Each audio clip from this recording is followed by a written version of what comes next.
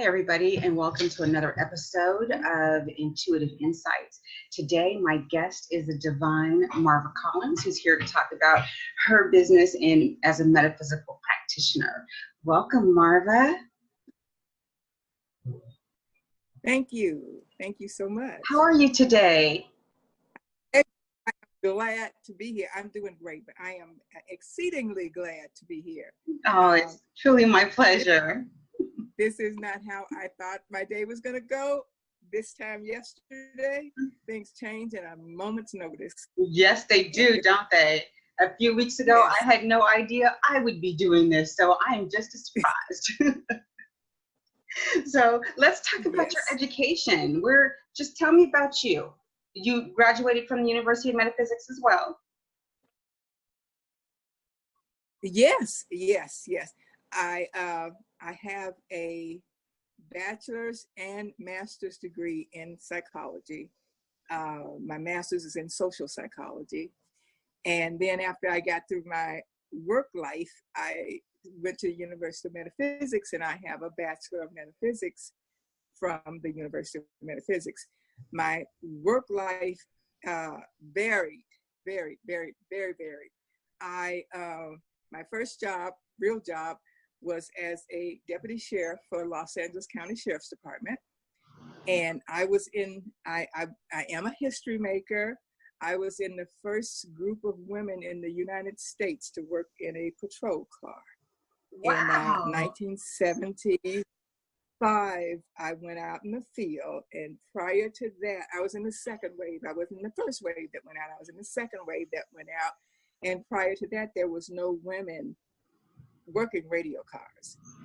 And Los Angeles Los Angeles County Sheriff's Department being the first one to field women, which made us the first women in the United States to go out and work in the field in a radio car. So that's one of the things that I'm very proud of. When I was doing it, I had no idea I was going to be a history maker, that I was making history, a part of history. I was just going to work to support my kids. Oh, yeah. That's what it was about to me at that point.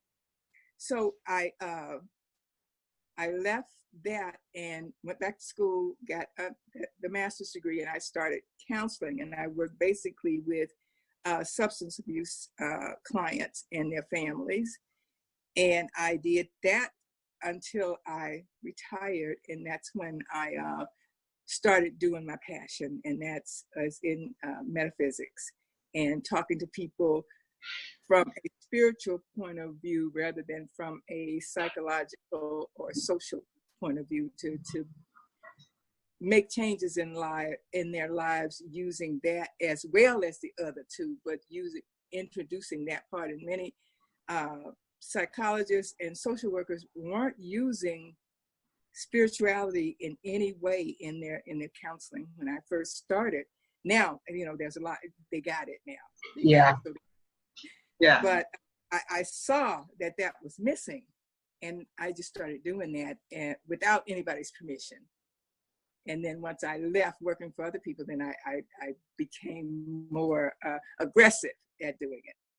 Wow, you really are a trailblazer. Oh my goodness. So, okay, you start doing it on your own, and then how has that turned into today? How do you help people using that method today?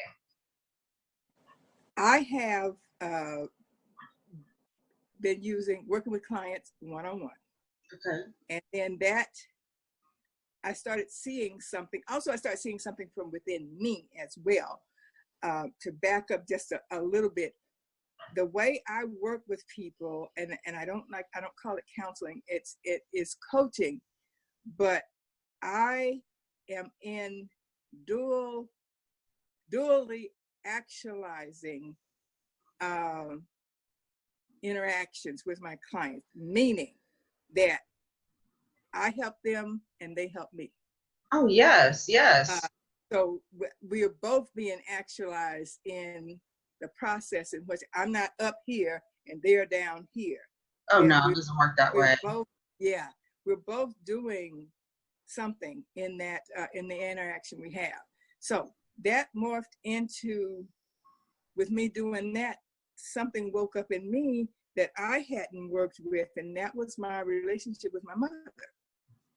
And so, you know how, I started working, doing mother-daughter projects before I came to the University of Metaphysics. I started in 1998, and I would just go to churches and do presentations about, and it's not just mothers and daughters, it's mothers and adult daughters. Yes. Where the problems lie. Yeah. Yeah. So I started that, and that's my passion, is working with mothers and adult daughters.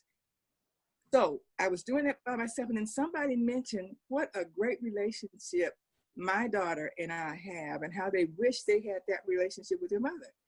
Well, at that particular time, my daughter was starting her master's program in social work. So like she mother, like came daughter. on board.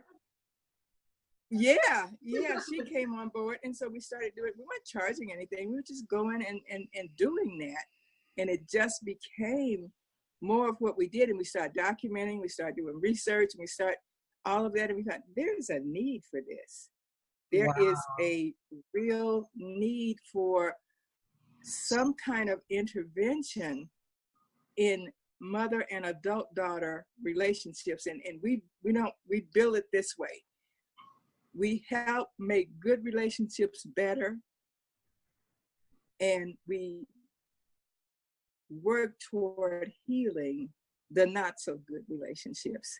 So we work with mothers and daughters who are already in good relationships and just want to be better. Mm-hmm. And we also work where there's a problem in that relationship. And so it's been challenging, and it's been a learning experience. Like I said, dually actualizing, that we get just as much from this as our clients do. Now, right now, I'm sorry, just from your unique perspective, is there a common theme, a common problem that you're seeing with the relationship between mothers and daughters?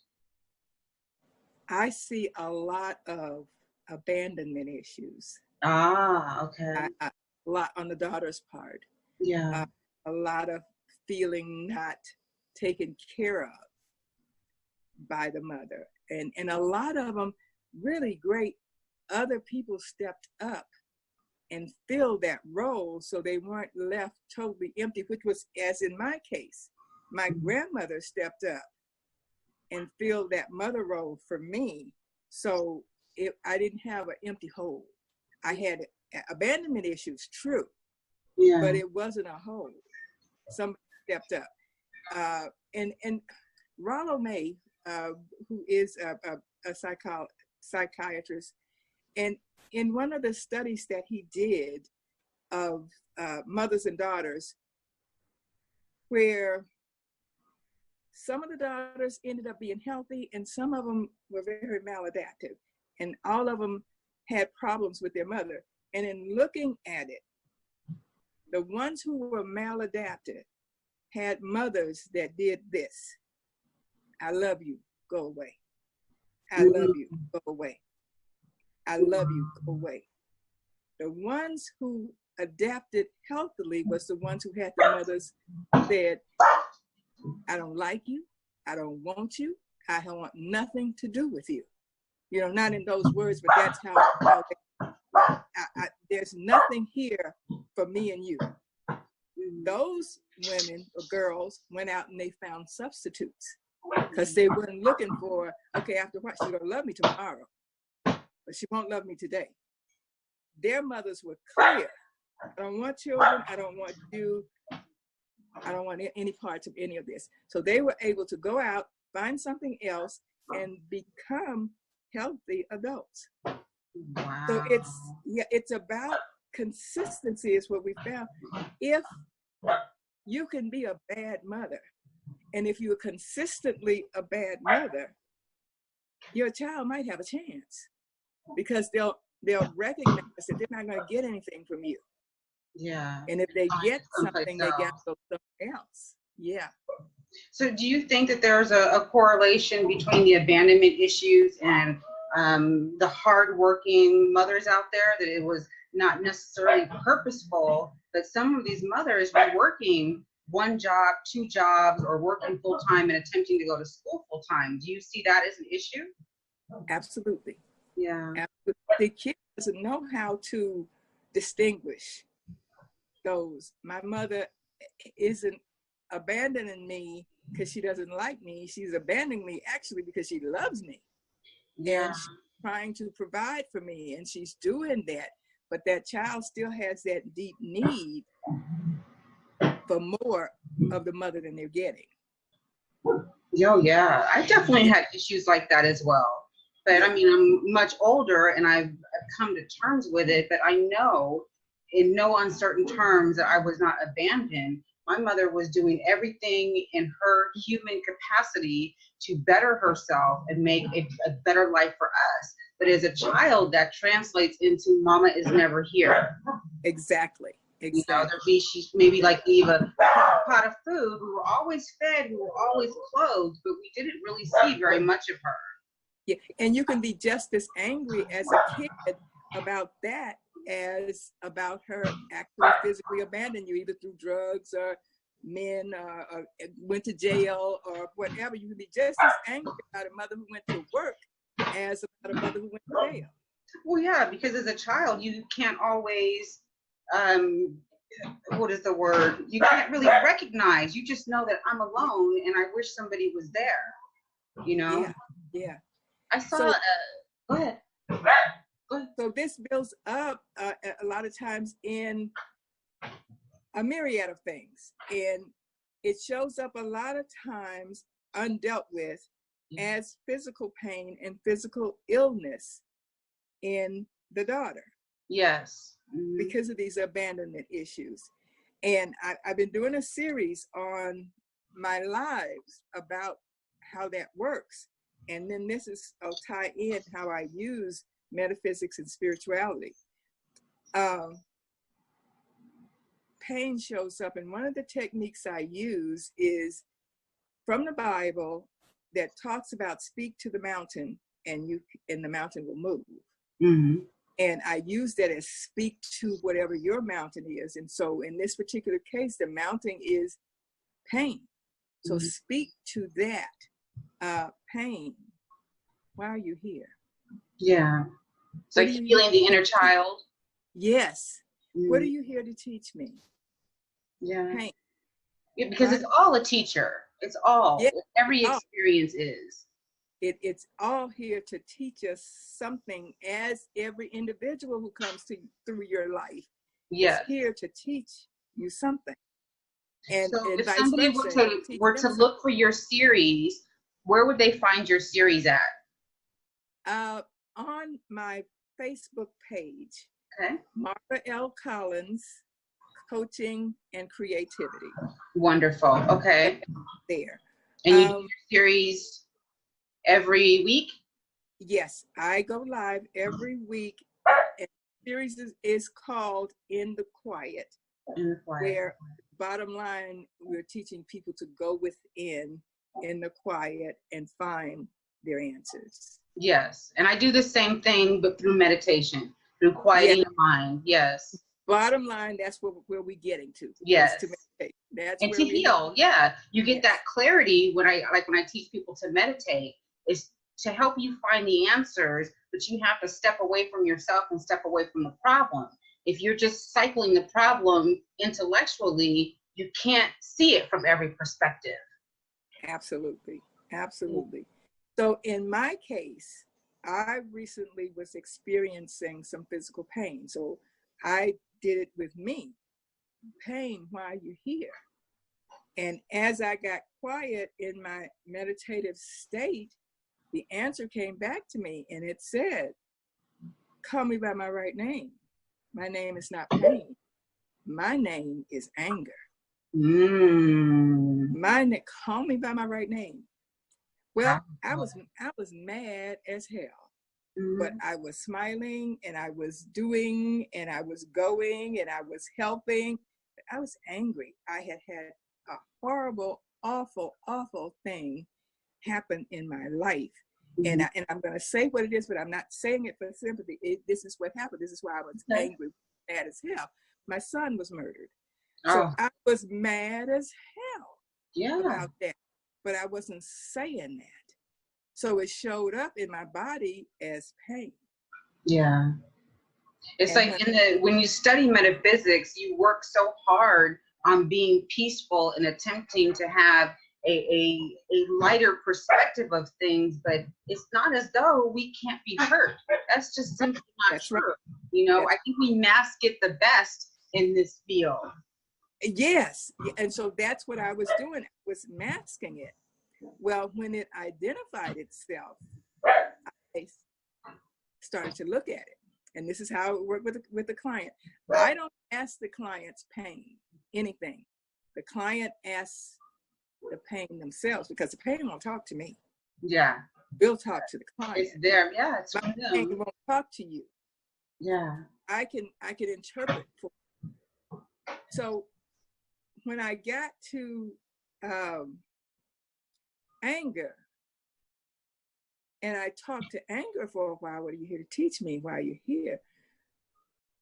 It morphed into fear. Mm-hmm. That what was behind all of it, the pain, the anger, was fear. And tell me about the fear. What was the root of that? What I think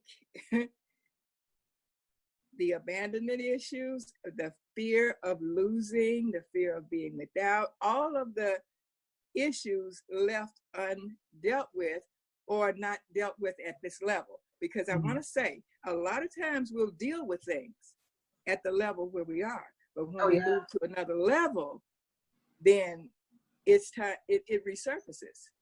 It's time to deal with it at that level. I hear in a lot of the Christian churches say it, new level, new devil. Yeah. So, you know, so not undealt with at that level. So the fear is there. Now it's showing itself up here. It was here. I calmed it down there. And now it moved to another level. The fear of being alone. The fear of loss. I lost my son. What else am I going to lose? I'm afraid. Maybe I'll lose another family member. Maybe I'll lose something else. So that fear. And so that fear moves itself into other areas. Mm-hmm. So say my business. That fear will live over there too. And what it does over there is that it masks itself as many things. And one of the things that it masks itself as is procrastination. Ah, okay. I do it because I'm afraid, but I don't say I'm afraid. I'll just walk around and say, I'm just such a procrastinator. Or I'm just too busy to deal with it. Yes, I don't have time for that. And all of those are more socially acceptable to say than to say, I'm full of fear. Yeah, because it's unidentified. We haven't, society does not teach us in any way, shape, or form how to identify, speak with, and heal our emotional bodies of pain, you know? And that's what we do as metaphysical practitioners. I say with everybody, the brightest light goes into the darkest places. And we tend to have had some of really, really hard things that we've had to get over, but we have to get over it in order to be that light to pull others out of the dark and let them know you can survive this too. It's just a learning experience, you know? And all of this makes me a better practitioner. Yes. So me being full of fear does not stop me from helping someone else. Yes. Me being angry doesn't stop me from helping someone else in my aware state. Now, in my unaware state, you know, it might not be the best thing. But in my aware state, if I'm aware that I'm angry and I'm aware that I'm fearful, I can help somebody because I'm pretty transparent. Yeah. And I say what I'm dealing with. I don't load people up with a lot of details. I say what I say in a very general way to allow them to know that I'm human. Yeah. I am a practitioner, but I'm a human practitioner. Yeah. I've learned a lot of things in my life that I could share with you, but I'm still human. and subject to everything that any other human being is subject to. Mm-hmm. Yeah. You had a wonderful, I saw a part of one of your videos, The Quiet. Is it In the Quiet or The Quiet? In the Quiet. In the Quiet. And you were talking about fear. What was that parable about? Just a little bit so the viewers give them a little taste of it. It was very inspiring. Okay, I'm thinking that you're talking about Ordinary. Yes, yes. Okay, all right. So there's a book, what's his name? Wilkerson? Oh my goodness. Wrote Prayer of Jabez, I think. Anyway, he has a book called Brain Fade. Anyway, in this book, there's this guy named Ordinary. And Ordinary has an extraordinary dream in his heart. But he comes from a family whose surname is Fear. He has a cousin named Craven Fear, and he has others named other kinds of fear. But what they do, they go to work every day, they come home at the end of the day, sit in their Barker lounger and watch television, go to bed and repeat. Mm-hmm. Well, Ordinary got tired of this and knew that there was something different and went out to seek that something different. And once he got to the border of his ordinary town to go into this new place, all of his fearful relatives ran after him and started to tell him, there's giants over there. You don't know what's going to happen to you. If you get in a boat to cross this river, you're going to drown. All of the things that they were afraid of, they tried to superimpose onto Ordinary.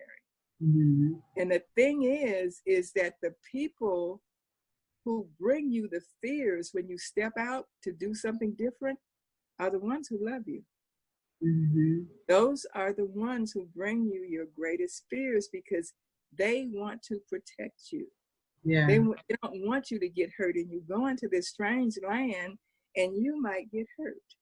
Yeah. But Ordinary persevered. And I also work with women who are at or approaching retirement age. Okay. And that's another population. And many of those women think their time is running out. Okay. And they have done their purpose. Ah. So, and they get there. So anyway, with going back to my story with Ordinary, on his journey, he passes people who are running back because they got scared. Mm-hmm. And he passed one person who was dying along the way, who was on the path and his physical life was leaving him. And Ordinary asked him that you were going after your dream and you haven't gotten it and you're dying. You haven't gotten your dream. You haven't done what you dreamed of. And the dying traveler said, yes, I did. This is as far as I was supposed to go because you have the same dream I had. The rest of the way you do. I was just here to wait for you to get here. Then I could go and you go the rest of the way. So with the older women, it's like, okay, maybe you won't get your PhD, mm-hmm. but you'll leave a trail. Yeah. For somebody else coming along. So you did your part of that purpose. So I get a lot of enjoyment working with these women. I guess you can tell that. Oh yes, that's a beautiful story. And we see it that way too. And like my mother, I would consider her the first metaphysician. She was the first metaphysical speaking person that ever influenced my life. I got a PhD because of my mother's teachings. Yeah. And you know, reading my cards when I was little, attempting to hypnotize me, talking about multidimensional realities and the possibilities of time travel. All of these things have truly become a foundation of my life, and things are a true reflection of what I love. You know what I mean? Yes. But no, she was not able to get a PhD along the same lines because it wasn't available for her. But she truly did leave a path for me to go down. I had an experience at 7 years old that set me on my path. When people, I'm a Christian because that's all I know. Mm-hmm. I come out of that tradition in the South. So somehow I was raised by my grandmother, my aunt. Somehow they wanted to totally shroud me and stuff. So anyway, I went to Methodist church on Sunday and on Saturday afternoons for youth stuff. On Sunday nights, I went to the Pentecostal church with my aunt. On Wednesdays, I went to the Pentecostal church's Bible study. Monday through Friday, I went to Mass because I went to Catholic school. So I have a unique perspective. And then on my own, I studied metaphysics. So when people ask me my denomination, I tell them I'm a Metaphysical.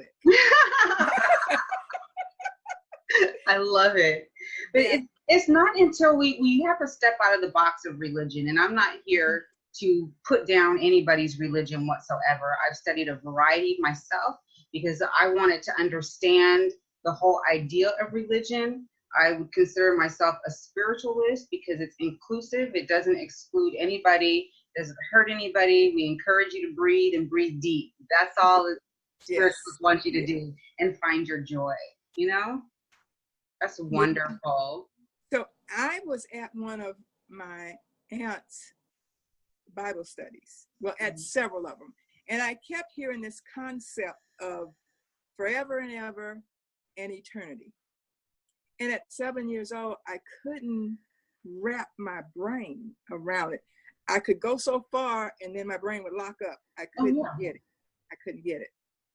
So one day I was lying on my back in my front yard looking at the cloud formations, and I saw me leave my body. Okay. And an entity was with me. And we went high, high, high, high, high, till we were standing on a precipice. Mm-hmm. And he motioned and showed me what eternity looked like. Mm-hmm. But the vastness of the universe, what that looked like. Mm-hmm. And then I came back into my body. Mm-hmm.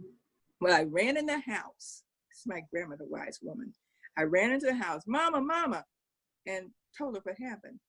And she said to me, Marva, I have no idea what you're talking about. But if you say that happened, I believe you. That set me on a path that I would not have gone on if somebody said, go on outside and play. Now bring that stuff in here to me. Yeah. Yeah, it was, wow. I don't know what you're talking about. But if you say it happened, I believe you.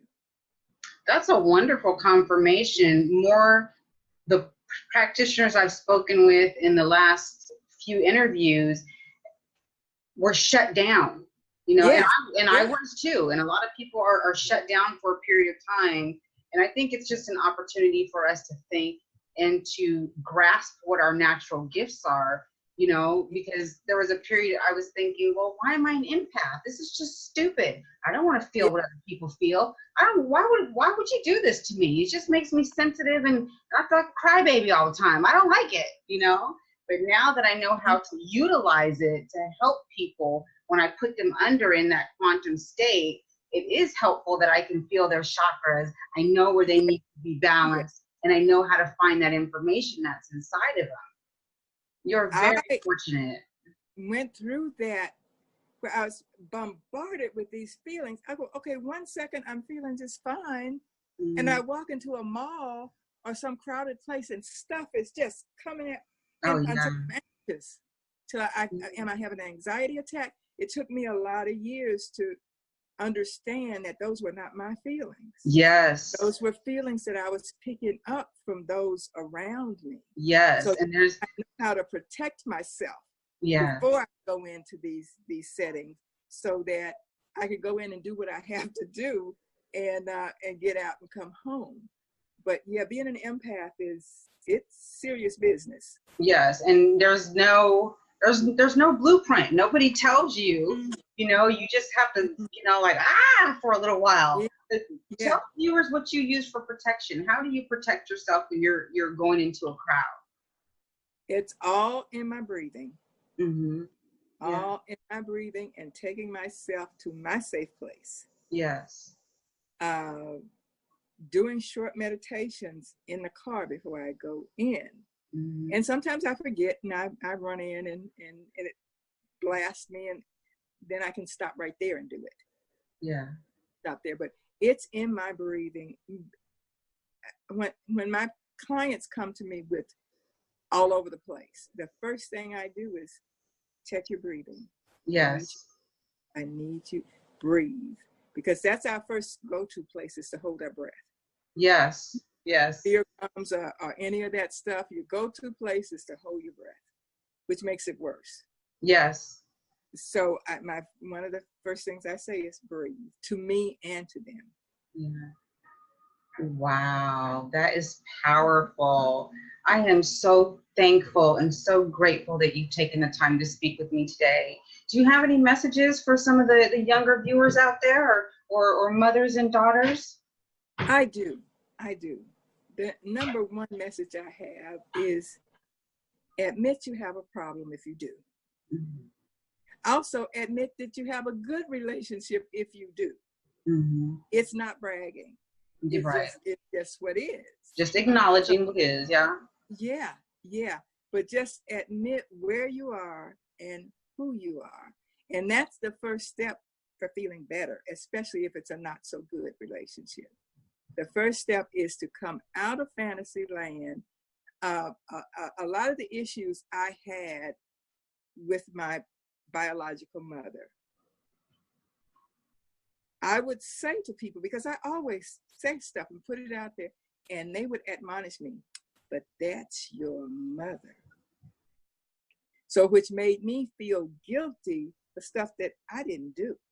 Yeah. Mm-hmm. I didn't do anything to her. Yeah. But I felt guilty for what I didn't do. I felt guilty for having feelings. Mm-hmm. I felt guilty for my sadness.